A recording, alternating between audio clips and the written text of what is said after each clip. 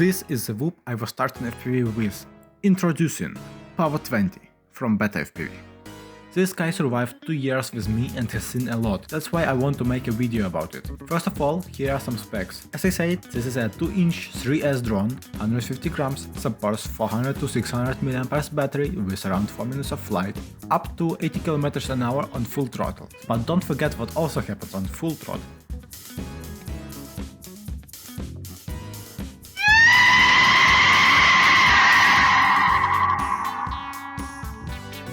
And of course a DJI Osprey, which gives a very nice 2.7K up to 120 FPS picture, and I think that's pretty cool, because such a small drone isn't too loud and doesn't get too much attention. I often shoot in DCN light, which is some kind of flat color profile and gives a bit more dynamic range.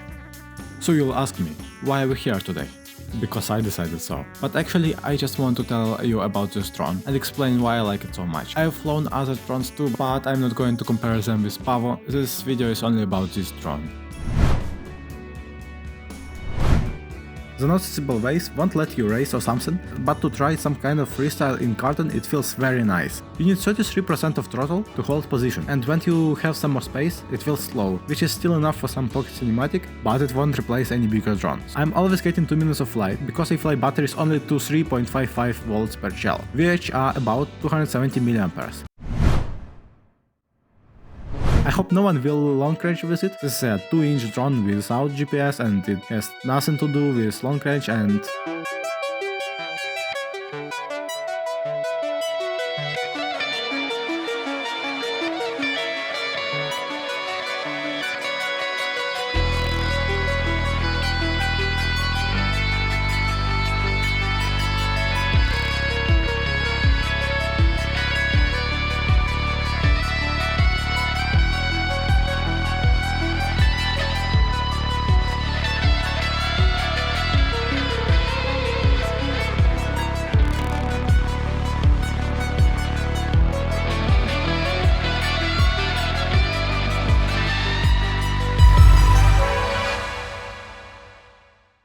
Well, this was an interesting story, but not for today. Anyways, as you can see, this is not a real long range, but it's cool to be able to let your mini whoop fly somewhere, not only 10 meters away, especially with Osprey. That's not a problem to put GPS on it, but I don't think it's really necessary. But if you do, you can easily send it on 1 kilometer or maybe even more, because for this small drone there was a plays a big role, but also the battery, the altitude and so on. Same story is with indoor. You can fly it in your house if you set camera to 5 degrees and use angel mode, but not better than with tiny whoop, and don't forget the light overheating issues of the DJI Osprey air unit. As it looks now, this drone isn't very good at flying. Too slow for racing, too small for long range, can try to do something that looks like freestyle, too big for home, but wait, we've said something about the cool videos. The DJI Osprey is the second best FPV camera after O4 Pro and is known for its 4K footage. If you fly slowly, you can record as indoor as nature outside without any issues, except there is windy outside, but that will only make the flight a bit more harder, because the drone is small. 120 FPS allowed to shoot in 4x slow motion. Gyro data allowed to stabilize your video and flat color profile to color grade it. As a bonus, you have perfect picture while flying, not like analog. In 3K you can use 4:3 ratio, which gives a lot more information as in flight, but also in recording, which is good for lens correction. As you can see, I've flown it literally anywhere and I'm really happy with it.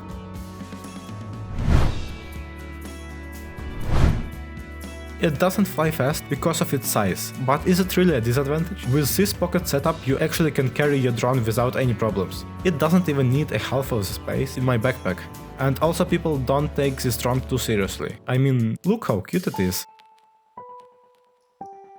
The prop guard will save some of your flights and props. I recommend using the LED strip which comes with the drone, because it actually makes the guard stronger and the drone looks better. There are 4 colors from betafpv, but maybe you can find more somewhere else. I'm using red now, because the previous prop guard with blue LEDs has successfully been destroyed.